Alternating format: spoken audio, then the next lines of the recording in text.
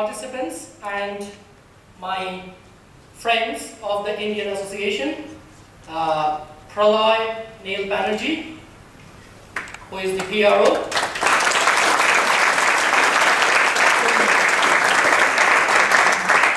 Joita Bhanja, the Cultural Secretary, and of Rabindranath Tagore. Rabindranath Tagore actually visited London in 1912 to his place and presented several own translated Bengali poetry. Rothenstein sent those copies to Yeats, and shortly after receiving the manuscript, Yeats came to London, where he went through Tagore's poems. Yeats met Tagore first time on 27th June 1912, which is 102 years before. Yeats was overwhelmed by the subtlety and depth of his work. His work was called Gitanjali, means song offerings, which is a collection of 103 English poems of Tagore's own English translation. First published in November 1912 by the Indian Society of London. Gitanjali contains various noble thoughts common to the vast humanity: love, satisfaction, dignity of labor, etc. For this book, Gitanjali, Rabindranath Tagore was awarded the Nobel Prize for Literature in 1931, the first person from the East to receive this honor. You will be delighted to know the preface of this book was written none other than WB Yeats. With his own lengthy and sensitive introduction, I will read a portion of it, what he wrote. I will read out the portion of the preface, which is, I have carried the manuscript of this translation with me for days, reading it in railway trains or on the top of omnibuses and in the restaurants. And I have often had to close it, lest some stranger would see how much it moved me. That was a portion from the preface of Gitanjali. One of the poems, On the Seashore, written by Rabindranath Tagore, will be recited by Amulya Pachauri. In this poem, Tagore says, children enjoys and leaves marks in the seashore, which are then washed by the tides. Similarly, how time wipes away the traces of human civilization. On the seashore of endless worlds, children meet. In the infinite sky is motionless. Overhead and the restless water is boisterous. The children meet with shouts and dances. They build their houses with sand, and they play with empty shells. With withered leaves they weave their boats, and smilingly float them on the vast deep. Children have their play on the seashore of endless worlds. They know not how to swim, they know not how to cast nets. Pearl fishers dive for pearls. Merchants sail on their boats, while children gather pebbles and scatter them again.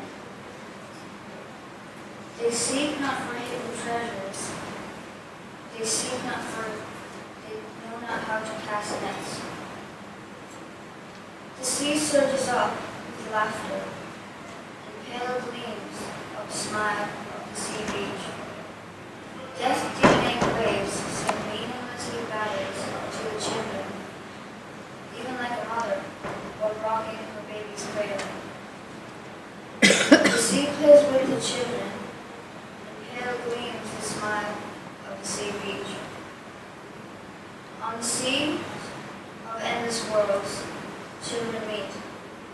Tempest roams in pathless ships, ships are wrecked in the trackless water.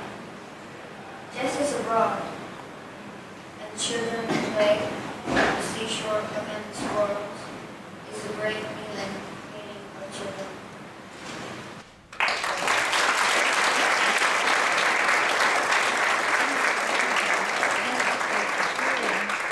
Thank you, Amulya. Now, Rabindranath was born on May 9, 1861 in Calcutta into a distinguished aristocratic Bengali family. Tagore was not sent to any school. He was educated at home by a tutor. He was curious and creative child. Reading plays was of the special interest. He had a special interest in Bengali being his mother tongue. For further studies, he was sent to public school at London, where he became a student of Professor Henry Morley, whose lectures influenced Tagore to take the interest in English literature. He developed the interest in English culture, traditions, and literature. While studying in England, he wrote a poem, Broken Heart. After 18 months of England, he returned to India without taking any degree. He later wrote in Bengali a number of songs for various moods of life and seasons. In all, he wrote 2,230 songs. One of the songs written in 1919 in Bengali, Amar Bela Je Jai. This song is timeless expression of love. Here I ask Joyita and Prolynil to sing the song, and I will accompany them on tabla.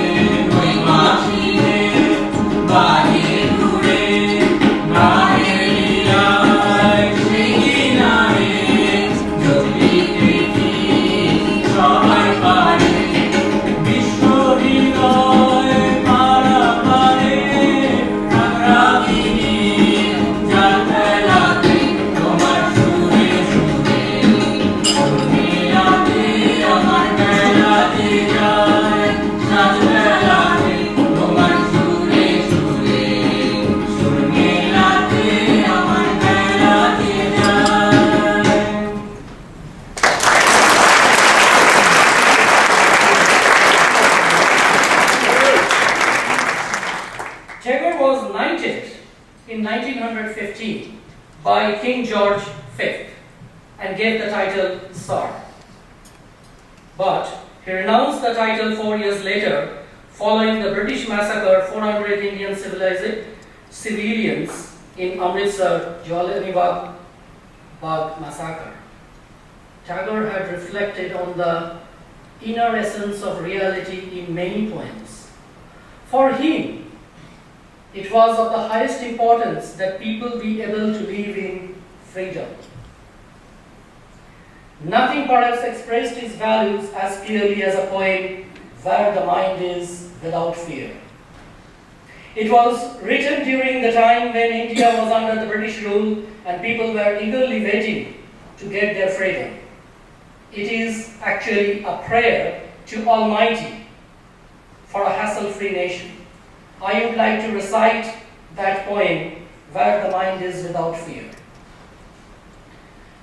Where the mind is without fear and the head is held high, where the knowledge is free, where the world has not been broken into fragments by narrow domestic walls, where words come out from the depth of truth, where tireless striving stretches its arm towards perfection, where the clear stream of reason has not lost its way into the dreary desert sand of dead habit, where the mind is led forward by thee into ever-widening thought and action. Into the heaven of freedom, my Father, let my country awake. Thank you.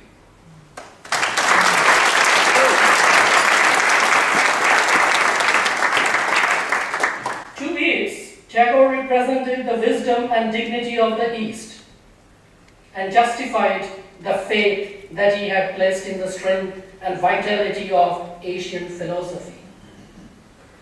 For Tagore, Yeats was a vibrant symbol of the creative energy of the West.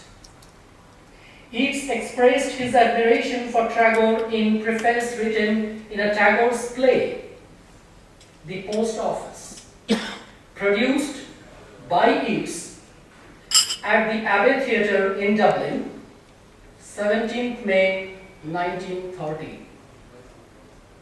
He had a great interest in village reconstruction, India culture, music and dance.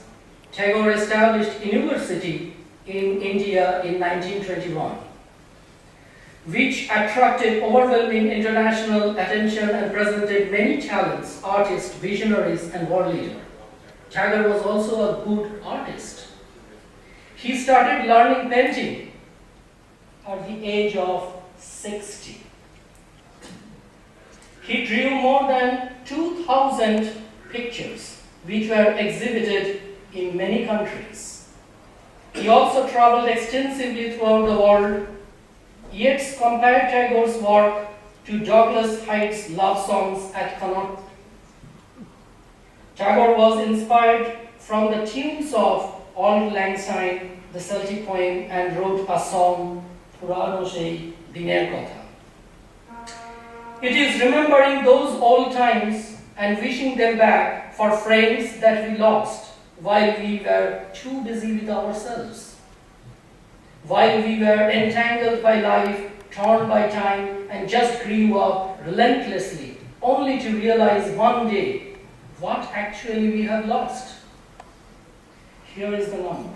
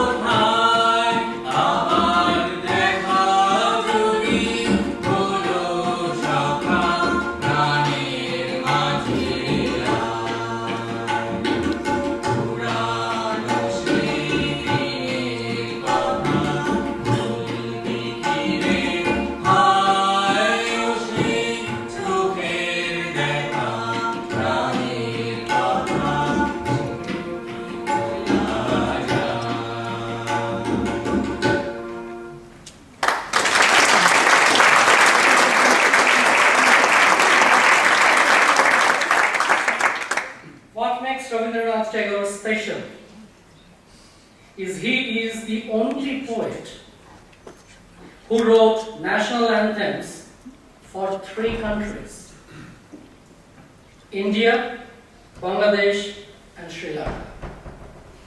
He was a great philosopher and teacher, and he was called as Gurudev by all. Thank you and namaste.